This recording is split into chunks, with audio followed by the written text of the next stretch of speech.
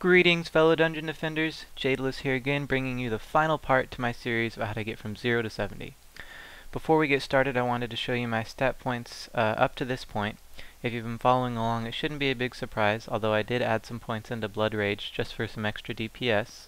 You can see there that I also upgraded my high 5 about 10 times and pumped it into elemental damage, specifically for what we're about to do, because we're going to do Glitterhelm Caverns Insane.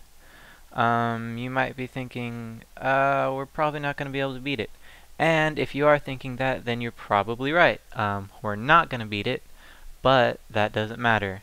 It doesn't matter because of all the tests and trial runs I've done on all the different maps, on different difficulties. You actually get the most experience from this, even though you don't beat it. If you get a few waves in, you still get more experience than if you were to take the time to do Glitterhelm hard mode, simply because it doesn't take you nearly as long, and just the sheer difference in numbers from experience from hard mode to insane.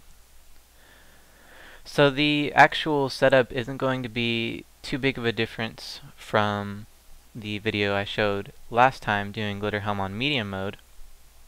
The main difference really is going to be I'm only using spike blockades everywhere, and I'm trying to think of any other differences.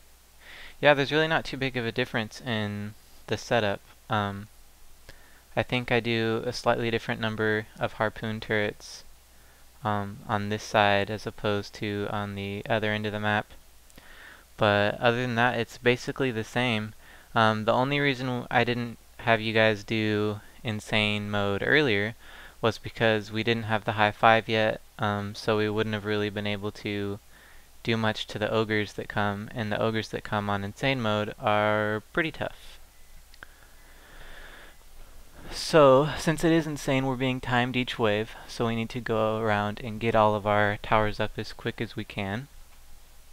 If you're not very fast and you guys running around like a turtle, then don't worry about it if you don't get your towers up on one of the spawn points, because the first wave's really not too bad at all. You could probably not put any towers up where I'm at right now and just DPS them all down and you'd be okay until the next build phase. So just get up as much as you can and don't worry about it too much. Make sure you keep an eye on your mini-map so you know if any archers or any wyverns are getting past or getting stuck and sniping off shots on your crystal or shots on your towers where your towers can't hit them. That's what I'm about to have to do over here because the archer gets stuck in the corner there. I actually level up here and add some more points. One more point into Blood Rage, more points into hero damage. Just kind of going between those two. Although it may actually be a little bit more beneficial overall just to add the majority of them into Blood Rage from this point. Simply because not only does it give you more DPS, it makes you faster when you activate it, which I'm going to have to do a couple times in this video to get across from one point of the map to the other. Okay, I realized that I lied there. I put up a bouncer blockade. I said I only did spikes earlier, but that doesn't make a big difference. I only put that one there just for the odd goblin or archer or whatever that tries to run up that way. So, getting the bowling ball turrets up there. And I'll be putting one more harpoon turret up as well. And calling it good there. Also, we're not going to worry about defense units or anything since we're not going to be finishing the map anyways. It's not really going to make that big of a difference that we don't max out our DU.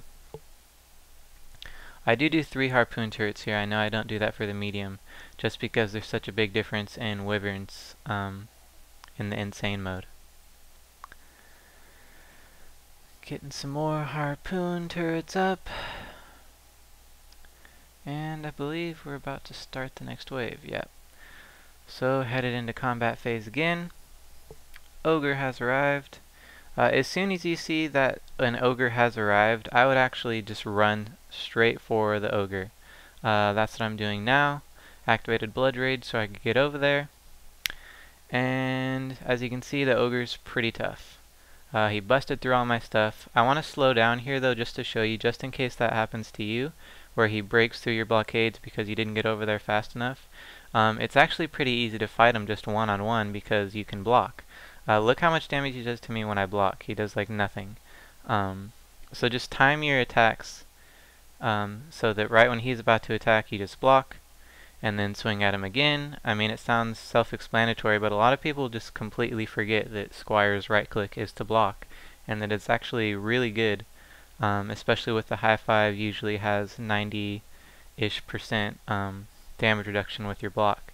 So I mean, even the big old insane ogres do like almost nothing to you when you're blocking.